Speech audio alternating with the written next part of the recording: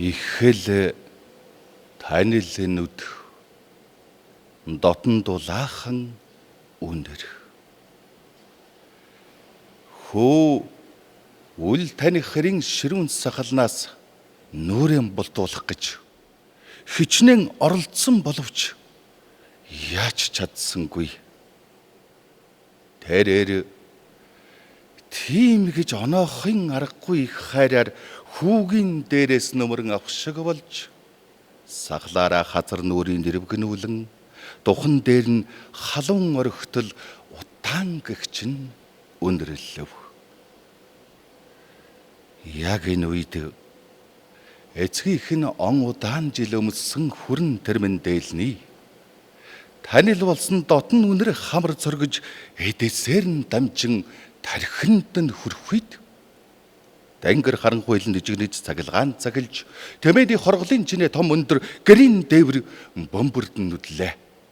Ижийн миний хөө босоорой харгалаан бүтээгээрээ гэж дуудах шиг. Хөө харайхын сэрлээ. Унтаж байсан хонхрынхын дээрээс өнгөсөн хялганы саадаг салхины аясаар хацар нүрийн ирвэгнүүлж байсан бололтой. Бяцхан тархинд нь хонь гэсэн бодол цахилгаан адил гэлсхийн орж ирэхэд ухсхийн босох гэсэн боловч чадсангүй. Хээр хөдөө чин үдийн халуун наранд сохиулан удадл унтснаас ч тэрв хоёр нүд нь харанхуйлан газар тэнгэр дайвилзах шиг болоход харга буюу нүдэ анлаа. Дарь даруйд зүүдний ертөнц хүүг дахин өлгийдэн авлаа.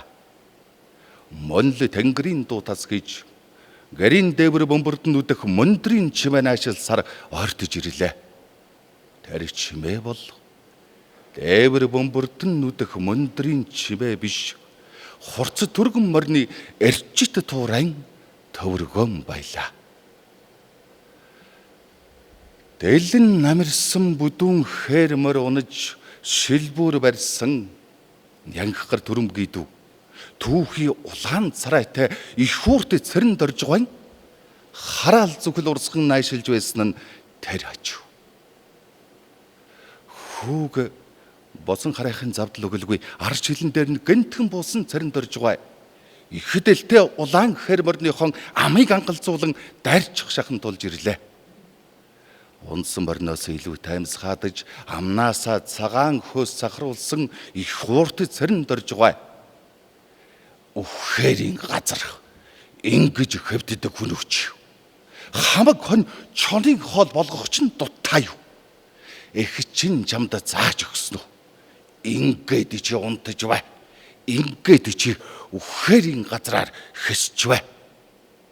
Гэж учир авцалтаагүй үгээр хараасаар 10 орчим насны нүцгэн шилбэн гэлзуулсан балчир хүүгийн араас элдэж бургасан шилбүрийн нарийн суран хуваар тацхийлэн хайр найргүй ороолголоо.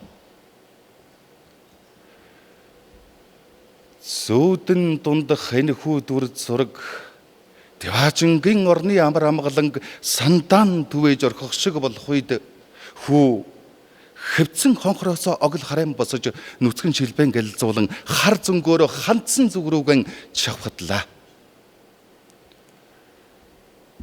Сони улайдам халуунд хөөгтөж усан зэрэглээгүйсэн хажуугийн гүвэн дээгүр тоос татуулан давж яваа. Адууны сүүлчийг харсан дарвидаал хүү сая учрыг ойлгон зог туслаа. Уг нь бол хэсэг хэсгээрийн тасран усанд гүйсэн сүрэг адууны хөлийн чимээл нойрон дунд нь сонсогдсон байж л д. Хүү өөрийгөө шоолон инээмсгэлээ. Хоноо хөвдөж байсан зүг харвал юу ч харагдсангүй. Тэваажингийн гэртэж тэртээ харагдах алсадч хон сүргийнх нь бараа хаалгаа. Арай чон хөөгөж явчихаагүй байгаа да гэж бодоход хүүгийн дотор палхийн хоёр нүдэнд нь өөрийн эрэхгүй нулимс дүүрээд ирлээ. Эдний хот айл цомхон олноос зайдуу бөөр зөкөн буун. Их уурт гэж хүүгийн нэрлсэн цэрэн дорж гуайх ятан мөвгнийг тэгээд хүүгих. Уртааша ийм л 3 гэрээр айлсцгаанда. Энэ өглөө хүүгийн хоньны хишиг таарсан тул ядамгүй гоцгорын өндөрөө тонион болчоогаарай миний хүү гэсэн юм.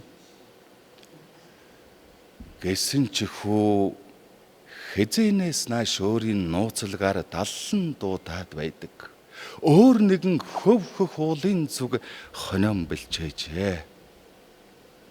Тэртэй холд Тэнгэрийн хаяанд зэнхэрдэх тэрхүү өнчин ганц уулын зүг ижийн ширтэн нулимсан залгин намрын салхинд хормойгон сэврүүлж удаан зогсныг хүү мэднэ.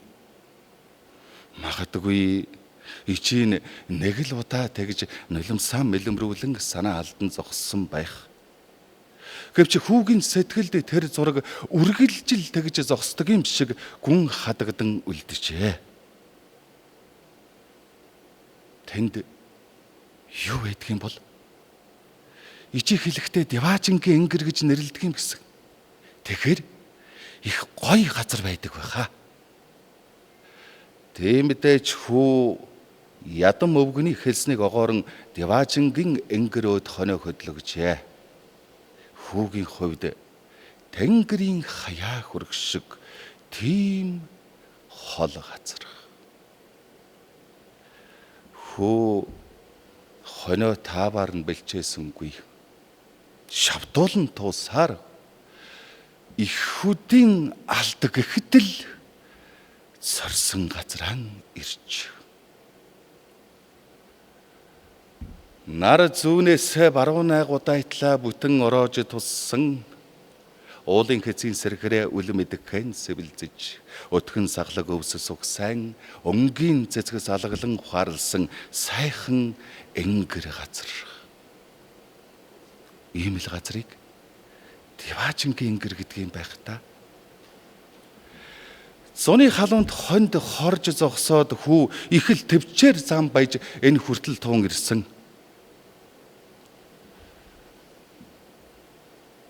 Аман цангаж халууцж ядарсан хүүг холдмогс хол газар туugдсан хонд тархан идээжлэх айдаснаа удалгүй хэвтээд өглөө.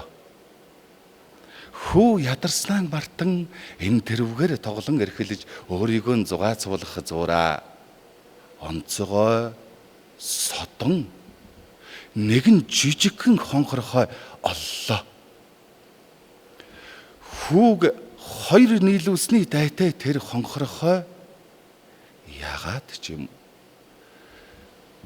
багтаа унтдаг байсан өөжин шиг нь дотн санагдахад дотор нь орж хөлөөжийн дээшээ харж хэвтэлээ.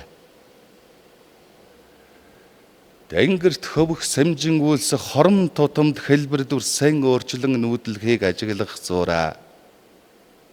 Хацтай хүн өдөр хот хардаг юм гин л гэсэн ижийнхэн үг санаанд ороход Тэнгэрийн цээл рүү харсаар нэг л мэдэхнэн нам омтчихжээ.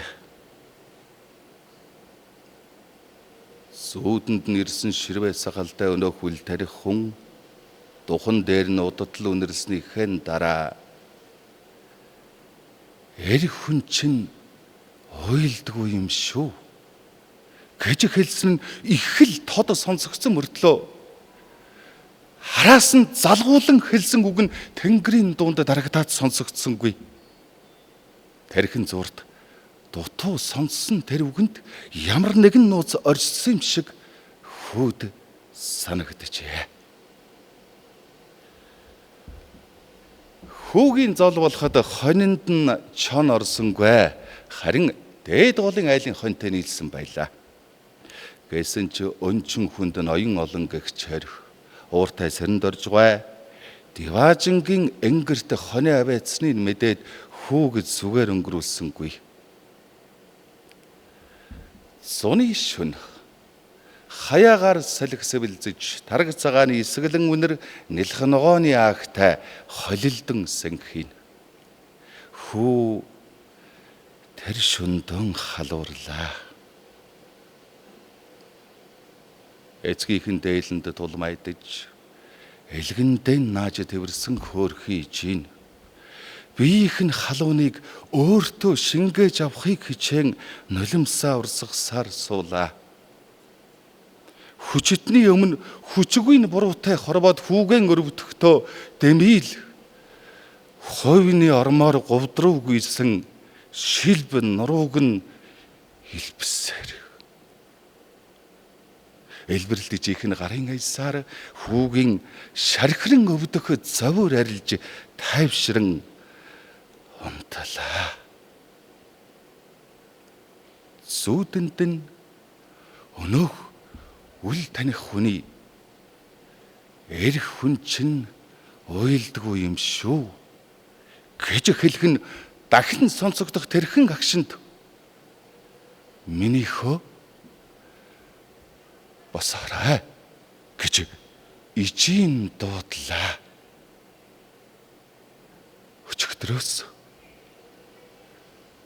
Өчигдрөөс хойш сонсогдохгүй байсан тэр үгс. Эрх хүн чинь уйлдгүй юм шүү миний хүү гэсэн үг байжээ.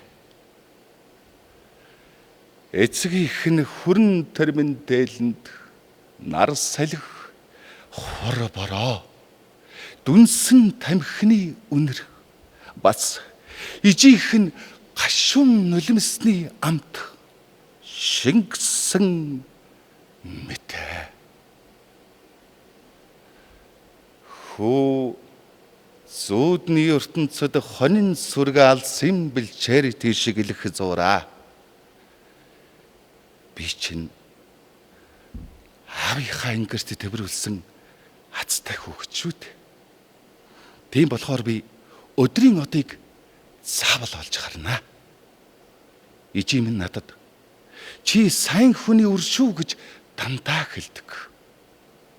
Уртай зэрэн доржгоо дахиад зодсон ч би эрхүү юм чинь ойлгохгүй гэж мянган цагаан хонтойгоо ярин ярьсаар явлаа.